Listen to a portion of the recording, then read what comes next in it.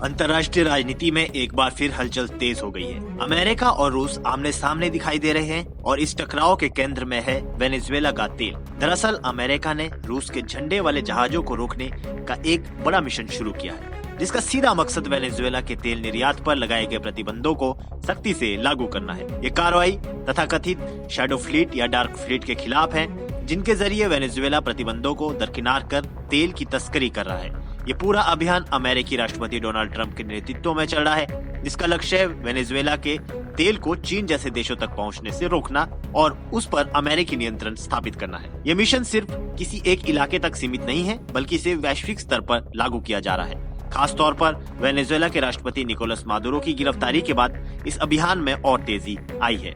दरअसल इसी अभियान के तहत अमेरिका ने रूस के झंडे वाले तेल टैंकर मरीनेरा को रोक लिया। इस जहाज पर आरोप है कि ये वेनेजुएला के प्रतिबंधित तेल का परिवहन कर रहा था। मरीनेरा को 24 दिसंबर 2025 को अस्थायी रूप से रूसी झंडे के तहत पंजीकृत किया गया था, लेकिन अमेरिका ने इसे फर्जी झंडा बताते हुए स्टेटलेस घोषित कर दिया। इसके अलावा अमेरिका ने एक और टैंकर एमटी सोफिया को भी जब्त किया है, जो या तो स्टेटलेस था या पनामा के झंडे के तहत पंजीकृत था। हालांकि अमेरिका की कार्रवाई का मुख्य फोकस रूसी फ्लैग वाले टैंकर मरीनेरा पर ही रहा।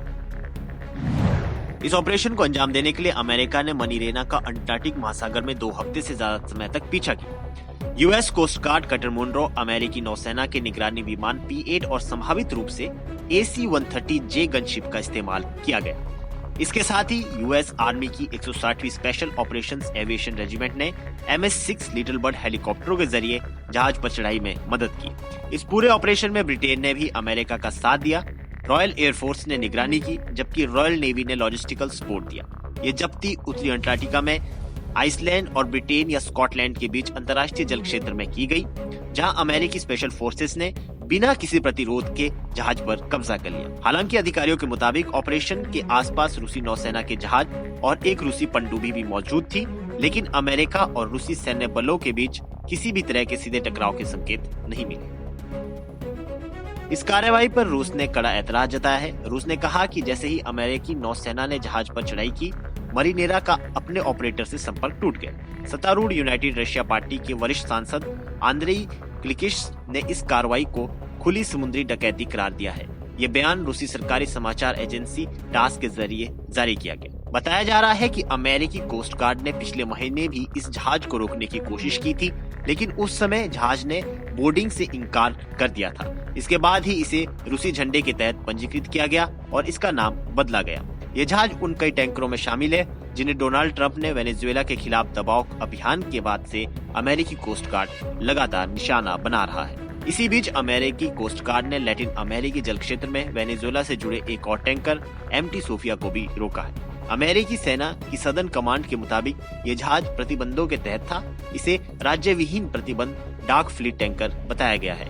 कोस्ट गार्ड इस जहाज को अंतिम निपटान के लिए अमेरिका ले जा रहा है। इस पूरे घटनाक्रम के बीच वेनेजुएला के शीर्ष अधिकारियों ने राष्ट्रपति निकोलस मादुरो की गिरफ्तारी को अपहरण बताया और अमेरिका पर दुनिया के सबसे बड़े तेल भंडार को हड़पने की कोशिश का आरोप लगाया है। ट्रंप ने हाल ही में दावा किया कि अमेरिका और वेनेजुएला के बीच करीब $2 अरब के कच्चे तेल के निर्यात को लेकर एक समझौता हुआ है, जिससे चीन की आपूर्ति प्रभावित होगी और वेनेजुएला को तेल उत्पादन में भारी कटौती से बचाया जा सकेगा। विशेषज्ञों का मानना है कि पूरा घटनाक्रम वेनेजुएला पर अमेरिकी दबाव की रणनीति का हिस्सा है, ताकि अमेरिका और निजी तेल कंपनियों को वहां से तेल उद्योग पर पूरी पहुंच मिल सके। लेकिन शिपिंग विश्लेषकों का कहना है कि इन जहाजों पर अमेरिकी कार्रवाई आगे भी जारी रह सकती है। फिलहाल के लिए इस खबर में इतना ही। देश और दुनिया की बड़ी खबरों के लिए देखते रहिए पंजाब केसरी टीवी। हमसे जुड़े रहने के लिए हमारे YouTube चैनल को सब्सक्राइब करें और नई वीडियो की नोटिफिकेशन के लिए बेल आइकॉन को दबाएं।